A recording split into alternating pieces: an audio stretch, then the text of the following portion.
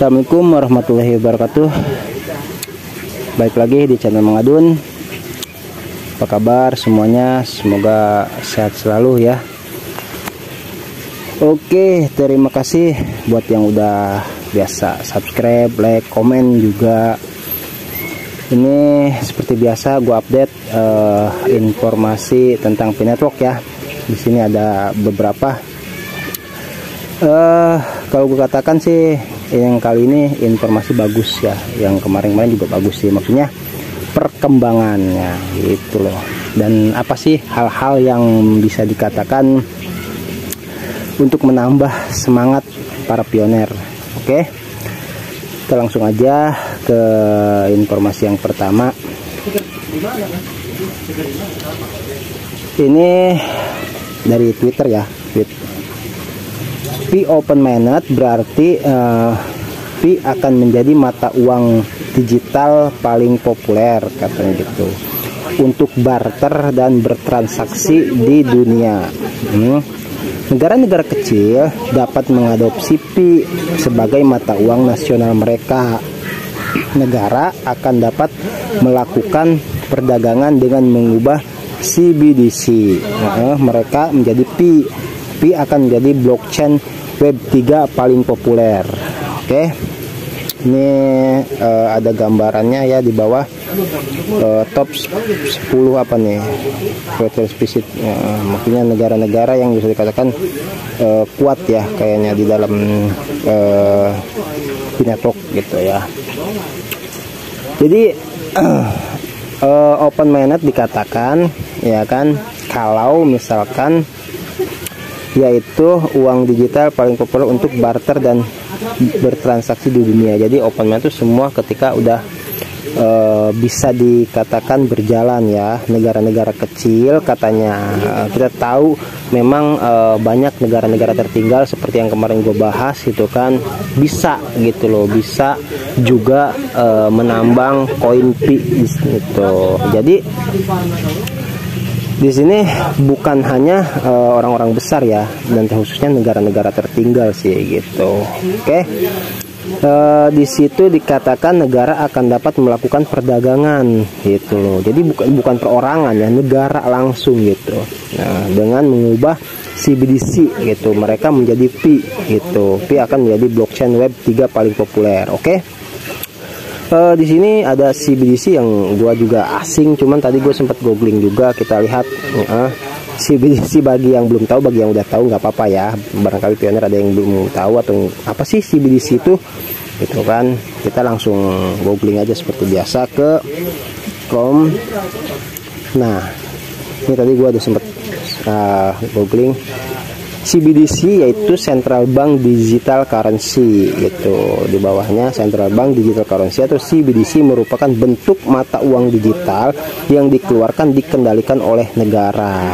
Oke, jadi di sini merubah ini ya, merubah sentral gitu loh, Central Bank Digital menjadi Pi di situ. Jadi bisa dikatakan bank digital ini kan sudah banyak lah di berbagai negara yang bergerak gitu kan. Bahkan Indonesia kabarnya mau ikutan membuat bank digital ya gitu kan. Nah, nantinya gitu loh bisa tuh diadopsi atau bisa dikatakan Pi itu ada di dalamnya gitu kan.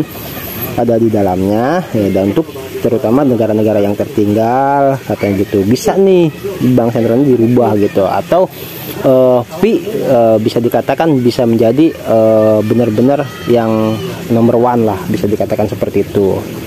Pertanyaannya, bagaimana dengan apa sih koin digital lainnya lah, misalkan kayak seperti itu, kayak kita tahu Bitcoin, terus Ethereum dan sebagainya. Apakah di bank sentral digital currency itu bakal hilang gitu kan? Ya itu kalau gua logikakan sih enggak sih gitu kan. Anggaplah di sini, makanya dikatakan tadi itu nah, Pi akan menjadi blockchain Web3 paling populer. Jadi seperti itu ya, karena basicnya kan blockchainnya Web3 gitu loh. Jadi Pi ini bisa dikatakan akan menguasai atau lebih mendominasi lah gitu kan di CBDC tadi itu ketimbang koin digital yang lainnya ya, seperti itu gitu. Oke, bisa dipahami ya. Nah, sampai di sini kita lanjut ke informasi berikutnya. Nah, ini mata uang adalah sungai yang membawa perahu. Ini dari tweet juga ya, Twitter. Mata uang adalah sungai, katanya, yang membawa perahu peradaban manusia. Perubahan bentuk mata uang dan logika operasi yang mendasari sistem keuangan berarti bahwa sungai akan dialihkan dan kapal peradaban akan bergerak maju ketika jaringan utama Web 3.0 dibuka. Harga fantastis pasti akan mengejutkan dunia. Tirai perubahan sejarah telah dibuka. Para pionir faksi global semuanya beruntung menyaksikan kekuatan untuk berpartisipasi dalam mempromosikan perubahan dunia lama. Oke, faksi milenium. Jadi ini bahasanya cukup puitis ya. Ibarat sebuah pengibaratan lah gitu, bahwasanya mata uang itu diibaratkan sebagai sungai yang membawa peradaban dunia. Gue sih sempat udah nonton, mungkin bagi ada pionir yang ingin tahu, gue saranin sih coba nonton aja dulu peradaban soal keuangan lah atau mata uang itu. Boleh lihat, ada judulnya kalau nggak salah Sihir Uang Kertas. Nah di situ khususnya Indonesia juga gitu kan, Indonesia aja kita malah ya, nggak tahu kalau negara lain gitu kan. Lihat aja di situ ada itu perkembangan gitu, perkembangan mata uang demi mata uang sampai hingga saat inilah kayak gitu. Di situ dijelaskannya. Nah itu bener banget gitu, bahwasanya membawa perahu peradaban manusia. Jadi peradaban manusia itu diibaratkan perahu gitu kan, dan semuanya itu mau nggak mau ketika kita istilahnya sudah ada, misalkan kayak dulu zamannya dikatakan dinar dan dirham gitu kan, zaman baheula ya kan, terus masuk ke uang kertas gitu kan. Nah kalau sekarang ya mungkin nanti kedepannya uang digital, ya kenapa tidak gitu kan, kalau jaringan utama Web 3 mau yang dibuka gitu loh. Itu dikatakan ya. Dan ini sebenarnya pembahasan lama sih, di bawah juga tertulis tuh, bahkan 22 Oktober tahun 2002 gitu ya, berarti beberapa bulan kemarin ya, belum lama sih ini gitu. Dan ini masih dikatakan barangkali ada yang belum tahu lah pionir kan, seperti itu ya. Itu kalau ini sih gue biasa secara tafsir gue sendiri aja gitu kan. Kita beruntung katanya gitu, pionir menyaksikan lah gitu loh, menyaksikan perubahan demi perubahan yang akan terjadi itu. Oke, kita lanjut ke informasi selanjutnya. Ini ada nah di sini ini juga apa sih, lebih mengerucut lagi ya kan. Bahkan di bawah tertera tanggalnya, yaitu tanggal 14 Januari. Tweetnya itu loh, 14 Januari ya benar, 2023 ya. Ini masih hangat lah. Apa katanya? Karena Pi sesuai dengan ISO 20022, Pi dapat dengan mudah dihubungkan ke sistem pembayaran bank. ISO 20022 akan mulai diterapkan pada Maret 2023. ISO 20022 adalah standar ISO untuk pertukaran data elektronik ya, ini kita garis bawahi, antar lembaga keuangan ya. Ini menggambarkan repositori metadata yang berisi deskripsi pesan dan proses bisnis serta prosedur pemeliharaan untuk konten repositori. Apa sih repositori gitu? Ntar gue coba buka di HP satunya ya. Repositori di kamus aja, mudah-mudahan ada ya, kamus bahasa Indonesia. Repositori. Oh nggak ada, kalau berarti kita googling aja coba ya, repositori. Oke, kita buka ke Google aja supaya lebih jelas. Repositori yaitu repositori. Repositori adalah, nah ini Repositori adalah tempat disimpannya berbagai macam program atau aplikasi yang telah dibuat sedemikian rupa sehingga bisa diakses melalui internet. Oh, berbagai macam ya, masuk ya kalau ke situ ya. Terus tadi yang apa? ISO apa itu? ISO 20022. Nah, apa itu ISO 2022? Di sini gue buka. Nah, diterjemahkan dari bahasa Inggris, ISO 2022 adalah standar ISO ya kan untuk pertukaran data. Ini masuk ya, masuk semua lah yang kita bahas di sini ya, karena kan tadi bahasanya IT banget gitu ya, daripada gua bingung dan yang lain juga barangkali ada yang belum tahu. Kalau yang udah tahu syukur alhamdulillah gitu kan. Nah, di sini dikatakan untuk pertukaran data elektronik antar lembaga keuangan. Ini menjelaskan repository atau tadi itu penyimpanan data aplikasi atau kayak gitu ya, metadata yang berisi deskripsi, pesan dan proses bisnis dan proses pemeliharaan untuk konten repository ya, konten aplikasi tadi itu ya. Oke, jadi kesimpulan yang ini gitu, karena Pi itu katanya sesuai gitu ya dengan ISO 2022 tadi itu, karena menggunakan Web3, blockchain gitu kan. Jadi sesuai lah, masuk ke ibarat masuk mah gitu ya. Dan ini kan diterapkan pada Maret gitu. Terus di sini tanggalnya itu tanggal 14 Januari 2023 ya. Baru kemarin-kemarin ini informasi. Oke. Kita lanjut ya ke berikutnya. Ini yang lebih apa ya? Lebih asik. Yang lebih asik, semakin kesini semakin asik. Ini apa? Dalam 3 tahun ke depan, setiap orang harus memperhatikan ketiga orang ini, katanya. Ini ada yang ngomong kayak seperti itu ya. Itu Elon Musk pertama, media sosialnya Web3 jelas ya, udah punya mobil terbang kayak gitulah, bukannya punya Tesla perusahaan. Terus kedua Dr. Nicholas Kokalis, blockchain kan Web3, dan ketiga Mark Zuckerberg, metaverse Web3. Karena di masa depan ide dan produk mereka dapat mengubah seluruh dunia. Luar biasa benar memang, kayak maksud itu kan ide-idenya gila gitu kan, sampai dikatakan pengen ke Mars atau pengen keluar angkasa kayak gitu ya. Oke, ini juga 10 November 2022 ya gitu. Berarti yang beberapa bulan kemarin ya. Ini kita lihat aja gitu 3 tahun ke depan. Karena ini apa, sekarang aja kan udah ramai, kita tahu sendiri. Kalau Mark Zuckerberg udah jelas lah ya. Kalau Dr. Nicholas juga sedang dalam proses. Kalau Elon Musk juga udah ya, kita tahu lah, beliau mah udah bisa dikatakan orang terkaya katanya di dunia gitu kan. Oke, ini berbahaya. Lanjut ya. Terus ini apa, kita lihat.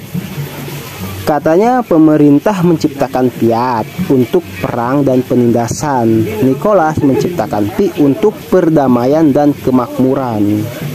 Di situ tanggal 19 Oktober 2022 ya. Ini bisa dikatakan sebuah asumsi ya gitu. Tapi kalau misalkan ada yang sudah nonton Sihir Uang Kertas, ya maaf ya, di situ logis banget gitu. Kenapa sampai terjadi perbudakan? Kenapa sampai negara kita seperti sekarang ini? Di Sihir Uang Kertas tuh videonya di YouTube ada gitu. Itu jelas banget gitu, bahwasanya pemerintah menciptakan Fiat itu kan untuk perang dan penindasan. Ngeri sebenarnya, cuman itu yang benar-benar terjadi gitu. Makanya yang mungkin memberikan asumsi seperti ini ya orangnya udah gentayangan kemana-mana ya, khususnya di apa dunia teknologi lah intinya, nggak ketinggalan informasi gitu kan. Terus katanya Dr. Nicholas menciptakan Pi untuk perdamaian dan kemakmuran. Gue kemarin waktu baca ini sempat apa ya, nggak logis, logikanya tuh luar biasa banget. Jadi gini, kalau kita coba renungkan sejenak lah ya, namanya ada sampai bankir, terus elit global ya kan, dan itu dari sejak lama sekali gitu kan. Uang fiat itu ya elit global dan para bankir itu gitu loh yang memegang kuat gitu kan. Nah, sementara Dr. Nicholas gitu kan yang menciptakan Pi untuk perdamaian dan kemakmuran. Kalau gua rasa ini sesuatu yang bisa dikatakan tidak mudah gitu loh. Kalau bankir, kalau elit global itu gue pernah tahu, baca dengar atau nonton langsung di salah satunya ya, ini cuma sedikit tentang elit global gitu. Itu bukan satu orang gitu loh, bukan bisa dikatakan satu tim, bahkan orang-orang yang benar-benar disebut elit global tuh menguasai dunia lah gitu loh.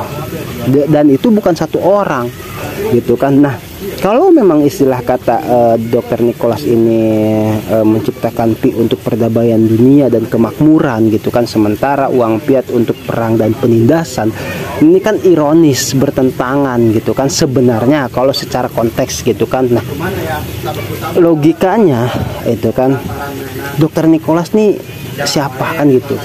Ini kalau tidak disetujui oleh banyak orang gitu kan, atau tidak disupport oleh banyak orang, di backup gitu kan orang-orang besar gitu, ngeri gitu, karena tidak secara langsung ya. Mudah-mudahan Dr. Nicholas dalam keadaan sehat selalu dan istilahnya dalam lindungan Maha Kuasa ya. Ini ngeri, bisa-bisa beliau ya, ini sih secara dramatis aja gue sampaikan ya. Kalau mungkin ada yang berpikir istilahnya Dr. Nicholas ini seolah-olah ingin menghancurkan penindasan gitu kan, atau meminimalisir perang lah, dikatakan seperti itu dengan pi.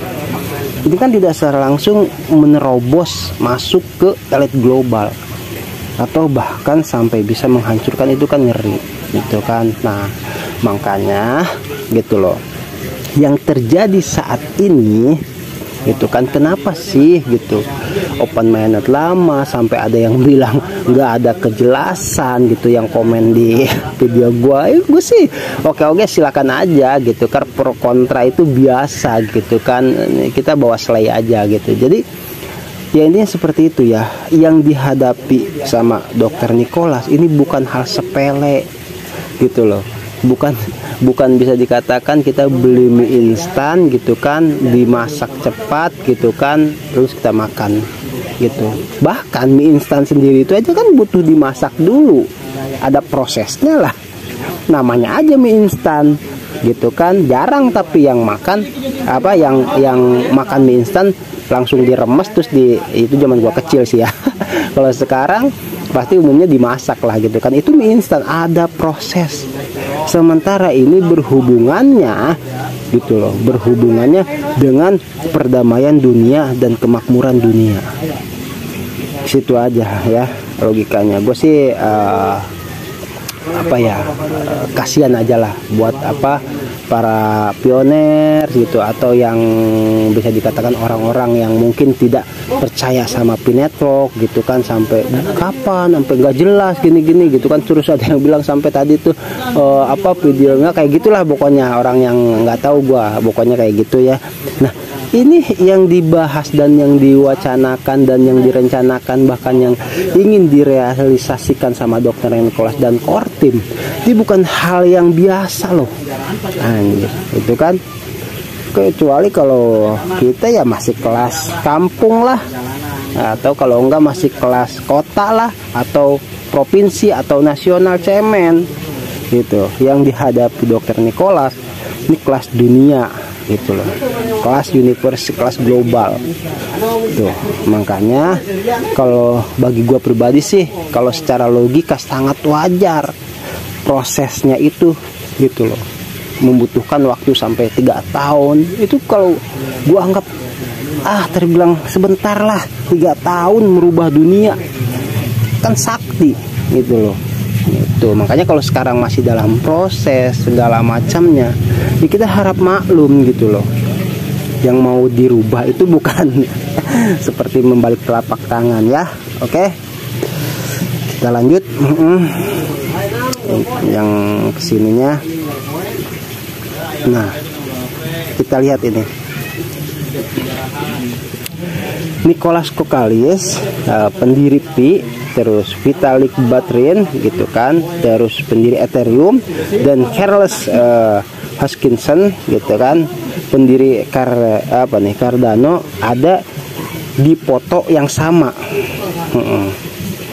Itu ada di bawah apa sih namanya, yang dilingkari ya gitu. Kita lihat yang paling pojok itu kan yang pakai kacamata lah ya, kacamata nggak pakai topi, itu jelas Dr. Nicholas. Terus yang kurus itu Vitalik Buterin. Terus yang bawah ini paling bawah pakai topi pakai kacamata gitu kan, itu Charles Hoskinson gitu. Itu ada di foto yang sama. Ini ya maaf ya kayak tadi bilang nggak ada bukti kata MP Network gini-gini.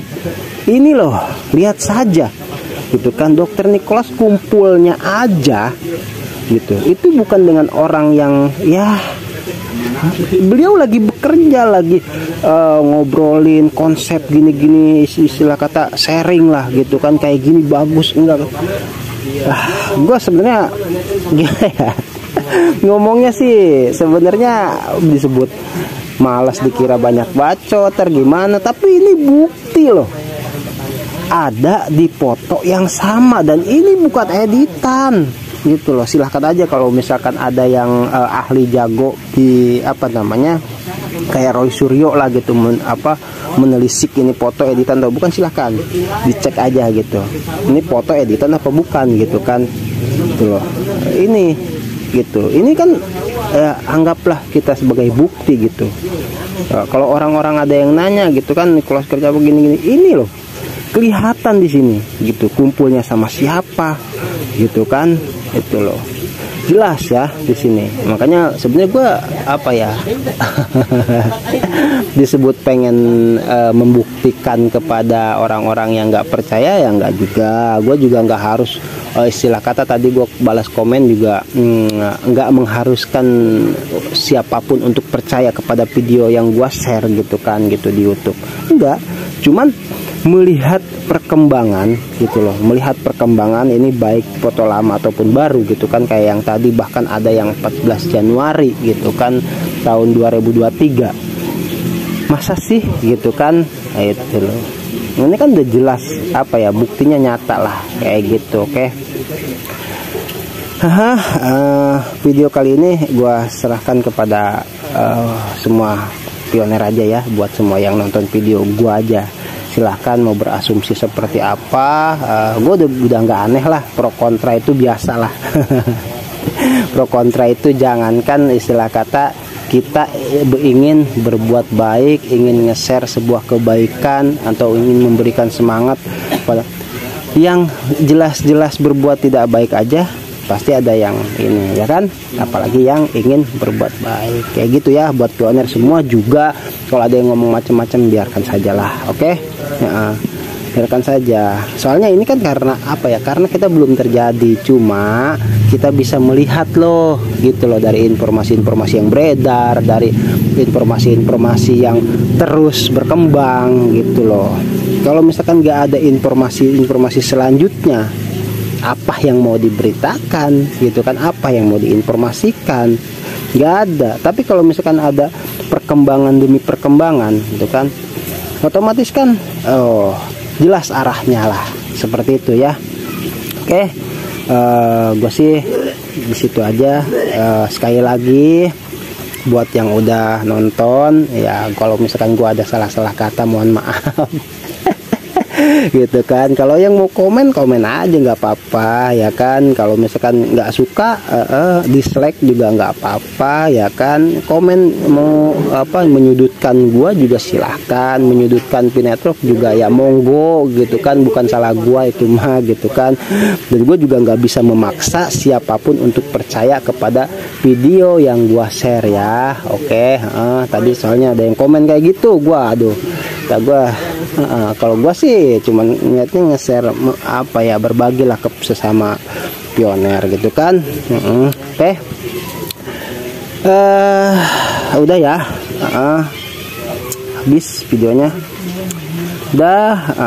Tadi udah bisa dipahami ya. Gua nggak usah inilah. panjang-panjang lebar dulu. Nanti ada lagi, insya Allah besok ya, gua share lagi informasi yang